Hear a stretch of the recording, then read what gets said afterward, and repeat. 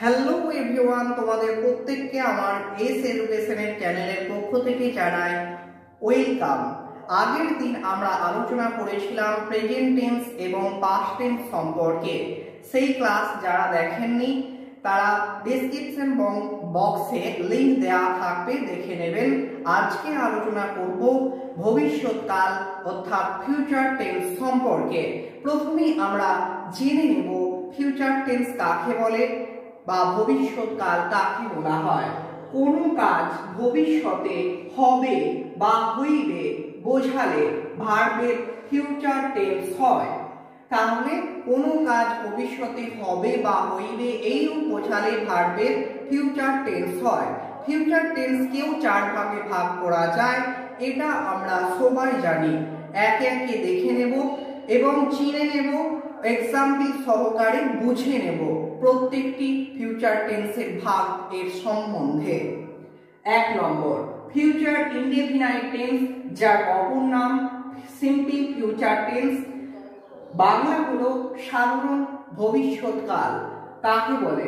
কোনো কাজ সাধারণভাবে ভবিষ্যতে হবে এইরূপ বোঝালে ভার্বের যে টেন্স হয় তাকে বলা হয় ফিউচার ইনডেফিনাইট টেন্স বা সিম্পল ফিউচার টেন্স। সাধারণভাবে ভবিষ্যতে কোনো কাজ হবে বোঝালে এইরূপ বোঝালে ভার্বের যে টেন্স হয় সেটাই হলো future indefinite tense. Future indefinite টেন্সের কিছু রুল বা নিয়ম আছে, যেমন হচ্ছে সাবজেক্ট যদি আই বা উই হয় তাহলে ভার্ব শ্যাল বসে এবং অন্যান্য সাবজেক্টের ক্ষেত্রে ভার্ব উইল বসবে, অর্থাৎ সেকেন্ড পারসন এবং থার্ড পারসনের ক্ষেত্রে ভার্ব উইল বসবে, তারপরে মূল ভার্ব বসবে। একটা এক্সাম্পল দেখা যাক। হি উইল রিড বুক, সে বই পড়বে। হি উইল রিড বুক, হি এখানে থার্ড পারসন সিঙ্গুলার নাম্বার, তাই উইল বসেছে। সে বই পড়বে, হি উইল রিড বুক। আর এটা হচ্ছে আমরা চিনব কি করে কোনো একটা বাক্য যে ফিউচার ইনডেফিনাইট টেন্সে আছে সেটা চিনব কি করে না, ক্রিয়ার সাথে যদি ইবে, ইব, বে থাকে তাহলে এই টেন্স হয়। যেমন হচ্ছে আমরা এখানে দেখলাম সে বই পড়বে, বে কথাটা যুক্ত আছে, তাহলে এটা হলো future indefinite tense. Future indefinite টেন্সে এই উদাহরণ থেকেই বা এক্সাম্পল থেকেই আমরা স্ট্রাকচার বা রূপটা বুঝে নেব। তাহলে হি উইল রিড বুক, এখানে হি হলো সাবজেক্ট যুক্ত ভার্ব উইল, এখানে উইল আছে, ভার্ব শ্যাল কিংবা উইল বসবে যুক্ত মূল ভার্বের প্রেজেন্ট ফর্ম, মূল ভার্বের প্রেজেন্ট ফর্ম অর্থাৎ রিড এখানে হলো মূল ভার্বের প্রেজেন্ট ফর্ম বা V1 ফর্ম যুক্ত অবজেক্ট এখানে কি না বুক, সে বই পড়বে, হি উইল রিড বুক। তাহলে স্ট্রাকচারটা বা রূপটা আমরা কি দেখলাম? সাবজেক্ট যুক্ত ভার্ব ব্র্যাকেটে শ্যাল বা উইল যুক্ত মূল ভার্বের প্রেজেন্ট ফর্ম অর্থাৎ V1 ফর্ম যুক্ত অবজেক্ট। এরপরে আমরা এটা ছিল অ্যাফার্মেটিভে, হি উইল রিড বুক এটা ছিল অ্যাফার্মেটিভে, এটা আমরা ইন্টারোগেটিভে কি হয় দেখে নেব। উইল ইন্টারোগেটিভে করতে হলে আমরা জানি ভার্বটা প্রথমে আসে। উইল হি রিড বুক, জিজ্ঞাসা চিহ্ন, সে কি বই পড়বে। তারপর এটাকে যদি আমরা নেগেটিভে করা হয়, he will not read book, সে বই পড়বে না। আর এটা যদি আবার নেগেটিভ ইন্টারোগেটিভে করা হয়, will he not read book, সে কি বই পড়বে না, জিজ্ঞাসা চিহ্ন। তাহলে আমরা বুঝে নিলাম বা জেনে নিলাম সাধারণ ভবিষ্যৎকাল সম্পর্কে বা ফিউচার ইনডেফিনাইট টেন্স সম্পর্কে। তাহলে কোনো কাজ ভবিষ্যতে হবে এইরূপ বোঝালে ভার্বের যে টেন্স হয় সেটাই হলো ফিউচার ইনডেফিনাইট টেন্স বা ফিউচার সিম্পল ফিউচার। 2 নম্বর, ফিউচার কন্টিনিউয়াস টেন্স। বাংলা কি না ঘটমান ভবিষ্যৎকাল। ভবিষ্যতে কোনো কাজ চলিতে থাকবে বা ঘুরতে থাকবে এইরূপ বোঝালে ভার্বের যে টেন্স হয় চলিতে থাকবে বা ঘুরতে থাকবে এইরূপ বোঝালে ভার্বের যে টেন্স হয় সেটাই হলো ফিউচার কন্টিনিউয়াস টেন্স বা ঘটমান ভবিষ্যৎকাল। এরপরে হচ্ছে চিনব কি করে, কোনো বাক্যের শেষে বা ক্রিয়ার সাথে যদি চলিতে থাকিবে, হইতে থাকিবে, করিতে থাকিব ইত্যাদি থাকে তখন এই টেন্স হয়। এবার ফিউচার কন্টিনিউয়াস টেন্সের কিছু রুল এবং নিয়ম আছে, দেখে নেব। সাবজেক্ট যদি ফার্স্ট পারসন হয় তাহলে ভার্ব শ্যাল হবে এবং বাকি সাবজেক্টের সাথে উইল বসে এবং তার সাথে একটা কি বসে না বি বসে, বি যুক্ত হয়। একটা উদাহরণ দেখে নেব। একটা উদাহরণ দেখি, রাম বই পড়িতে থাকিবে। রাম বই পড়িতে থাকিবে, এই যে আমরা বলেছিলাম শেষে থাকিবে, হইতে থাকিবে, চলিতে থাকিবে, করিতে থাকিবে এইসব থাকলে সেটা হলো ফিউচার কন্টিনিউয়াস টেন্স। তাহলে ইংরেজিটা দেখি, Ram will be reading book.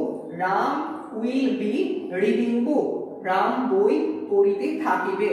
এর থেকে এই এক্সাম্পলটা থেকে আমরা স্ট্রাকচারটাও বুঝে নেব।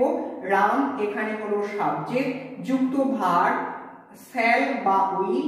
রাম যেহেতু এখানে থার্ড পারসন সিঙ্গুলার নাম্বার তাই এখানে উইল বসেছে যুক্ত বি ভার্ব, বি বসেছে যুক্ত রিড হচ্ছে মূল ভার্ব, তার সাথে আইএনজি অর্থাৎ রূপটা হলো মূল ভার্বের সঙ্গে আইএনজি যুক্ত বুক হচ্ছে এখানে অবজেক্ট। তাহলে স্ট্রাকচার বা রূপটা কি হলো, সাবজেক্ট যুক্ত ভার্ব ব্র্যাকেটে শ্যাল বা উইল যুক্ত বি যুক্ত মূল ভার্বের আইএনজি যুক্ত অবজেক্ট। এইটা আছে Ram will be reading book. এটা কিসে আছে না অ্যাফার্মেটিভে। এটাকে যদি আমরা ইন্টারোগেটিভ সেন্টেন্সে করি তাহলে কি হবে আমরা একটু দেখে নেব। ইন্টারোগেটিভ সেন্টেন্সে করতে হলে আমাদের ভার্বটা প্রথমে আনতে হয়, এটা জানি। Will Ram be reading book, Ram কি বই পড়িতে থাকিবে। Will Ram be reading book. আবার নেগেটিভে যদি আমরা করি তখন কি হবে, Ram will not reading book, Ram বই পড়িতে থাকিবে না। আবার নেগেটিভ ইন্টারোগেটিভে যদি করি, will not Ram reading book, Ram কি বই পড়িতে থাকিবে না। তাহলে আমরা বুঝে নিলাম কোনো কাজ চলিতে থাকিবে, ভবিষ্যতে কোনো কাজ চলিতে থাকিবে বা করতে থাকবে এইরূপ বোঝালে ভার্বের যে টেন্স হয় সেটাই হলো ফিউচার কন্টিনিউয়াস টেন্স। এরপর দেখব ফিউচার পারফেক্ট টেন্স কাকে বলে, যার বাংলা হলো পুরাঘটিত ভবিষ্যৎকাল। পুরাঘটিত ভবিষ্যৎকাল, ভবিষ্যতে দুটি কাজ হবে বোঝালে যে কাজটি আগে হবে তার ভার্বের ফিউচার পারফেক্ট টেন্স হয় এবং পরে যে কাজটি হবে তার ভার্বের প্রেজেন্ট ইনডেফিনাইট টেন্স হয়।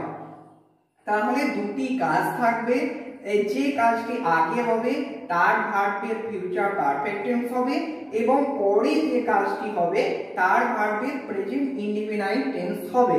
একটা উদাহরণ দেখা যাক। একটা উদাহরণ হচ্ছে, তুমি আসিবার পূর্বে আমি কাজটি শেষ করিয়া ফেলিব। ইংরেজিতে কি হবে, আই শ্যাল হ্যাভ। আগে হচ্ছে আগে ঘটা কাজ হচ্ছে কি না আমি কাজটি শেষ করিয়া ফেলিব। I shall have finished the work. তারপরে কি না তুমি এসেছিলে, বিফোর ইউ কাম, তুমি আসবে, ইউ কাম।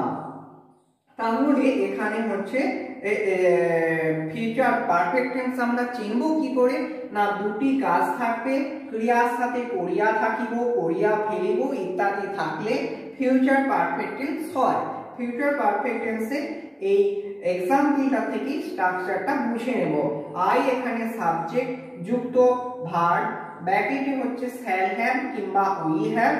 এখানে শ্যাল আছে আই আছে বলে শ্যাল হ্যাভ বসেছে যুক্ত মূল ভার্বে পাস্ট পার্টিসিপল পিপি অর্থাৎ পাস্ট পার্টিসিপল ফিনিশড এখানে পাস্ট পার্টিসিপল করা আছে যুক্ত অবজেক্ট দা ওয়ার্ডটা এখানে হলো অবজেক্ট যুক্ত বিফোর যুক্ত পরে ঘটা কাজ পরে ঘটা কাজ কি না তুমি আসিবার ইউ এখানে হচ্ছে পূর্বে পরে ঘটা কাজের সাবজেক্ট যুক্ত ভার্বের simple present form simple present form অর্থাৎ হচ্ছে এখানে বসেছে কাম এটা হলো ভার্বের সিম্পল প্রেজেন্ট ফর্ম তাহলে আমরা রূপটা কি দেখলাম সাবজেক্ট যুক্ত ভার্ব ব্র্যাকেটে শ্যাল হ্যাভ যুক্ত উইল হ্যাভ শ্যাল হ্যাভ অথবা উইল হ্যাভ যুক্ত মূল ভার্বের পাস্ট পার্টিসিপল যুক্ত অবজেক্ট যুক্ত বিফোর যুক্ত পরে ঘটা কাজ এর সাবজেক্ট যুক্ত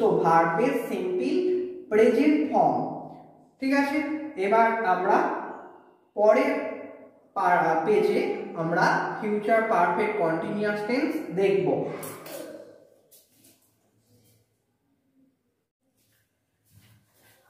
future indefinite tense future continuous tense এবং ফিউচার পারফেক্ট টেন্স আমরা বুঝে নিয়েছি এখন দেখব future perfect continuous tense future perfect continuous tense যার বাংলা হলো পুরা ঘটিত বর্তমান ভবিষ্যৎকাল কাকে বলে না হচ্ছে বর্তমানে কোনো কাজ শুরু হইয়া ভবিষ্যতে কোনো একটা সময় ধরে চলতে থাকবে এইরূপ বোঝালে ভার্বের যে টেন্স হয় সেটাই হলো ফিউচার পারফেক্ট কন্টিনিউয়াস টেন্স যার বাংলা হলো পুরা ঘটিত বর্তমান ভবিষ্যৎকাল এবারে হলো কি করে চিনব যে এটা ফিউচার পারফেক্ট কন্টিনিউয়াস টেন্স না হলো একটা সময় ধরে চলতে থাকবে করিতে থাকবে একটি কাজের পূর্ব পর্যন্ত চলিতে থাকিবে হইতে থাকিবে এইরূপ বোঝালে ভার্বের ফিউচার পারফেক্ট কন্টিনিউয়াস টেন্স হয়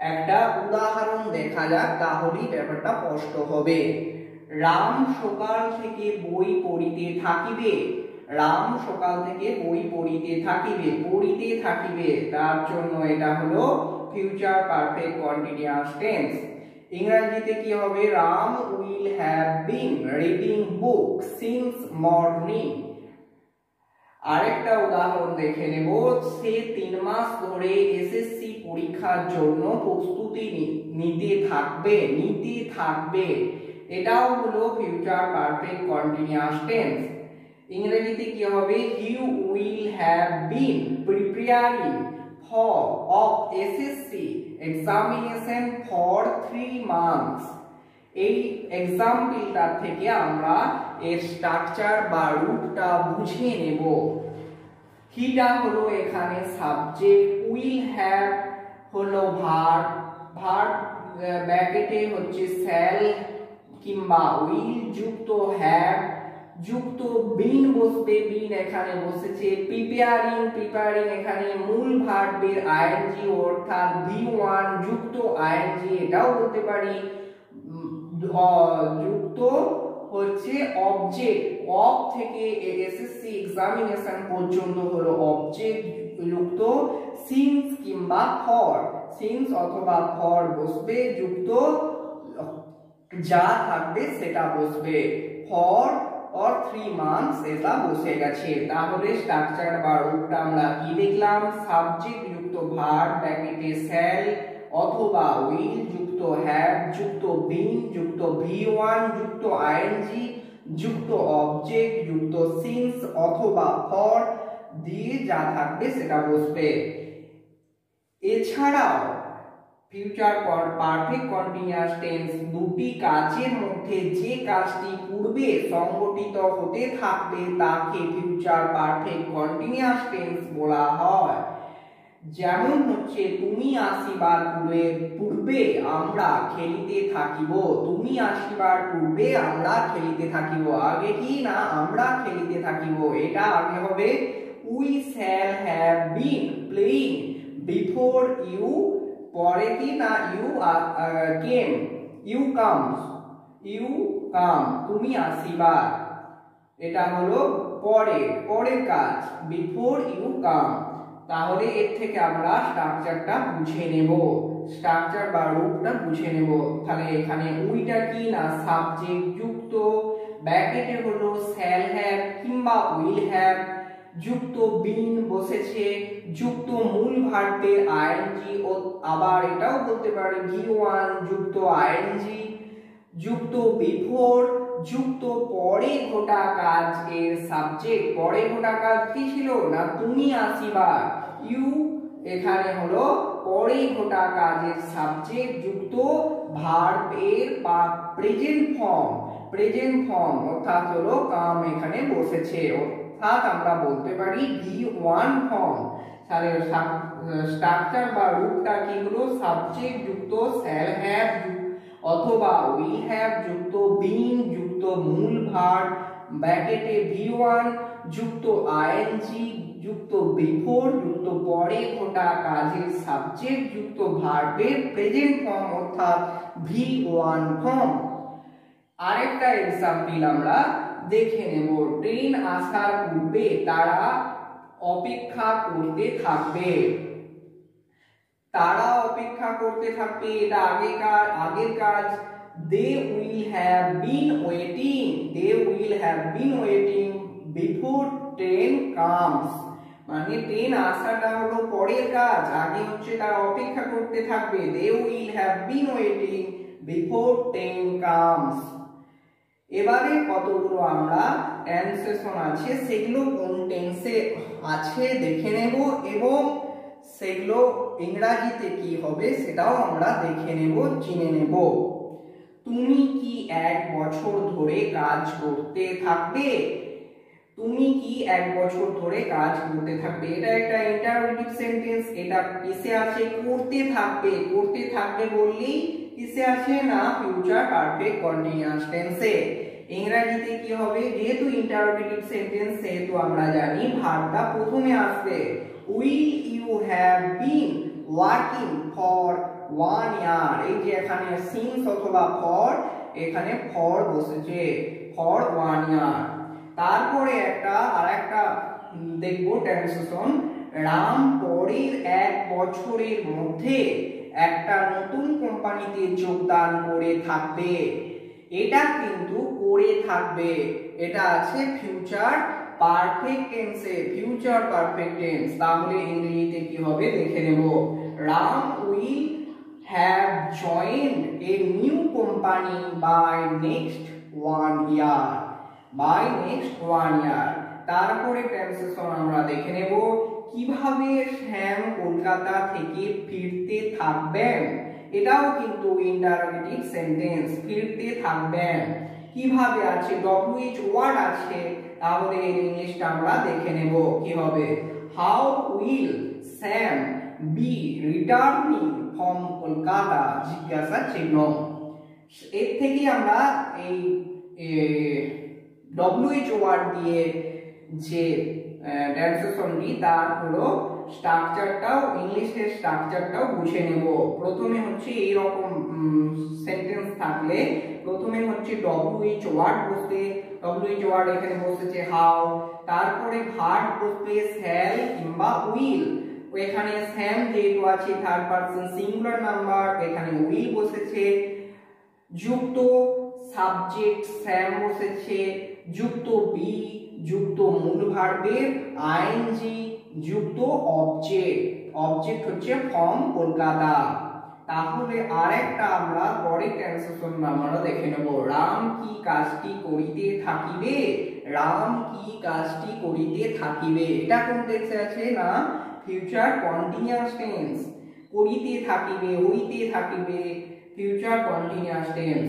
তাহলে এটাও রাম কি কাজটি করিতে থাকিবে কি আছে, তাহলে এটা হলো ইন্টারোগেটিভ সেন্টেন্স। এর ইংলিশটা আমরা দেখে নেব। Will Ram be doing the work, will Ram be doing the work. উইলটা প্রথমে ভার্বটা এসেছে কারণ এটা ইন্টারোগেটিভ সেন্টেন্স, জিজ্ঞাসা চিহ্ন। তুমি কি ঘুড়ি ওড়াতে থাকবে, এটাও কিন্তু ইন্টারোগেটিভ সেন্টেন্স এবং ফিউচার কন্টিনিউয়াস টেন্সে আছে। তাহলে ইংলিশটা কি হবে? Will you be flying kite, তুমি কি ঘুড়ি ওড়াতে থাকবে। আমরা ফিউচার টেন্স সম্বন্ধে বুঝে নিলাম। পরে ক্লাসে অন্য টপিক নিয়ে আলোচনা করব। প্রত্যেকে প্লিজ সাবস্ক্রাইব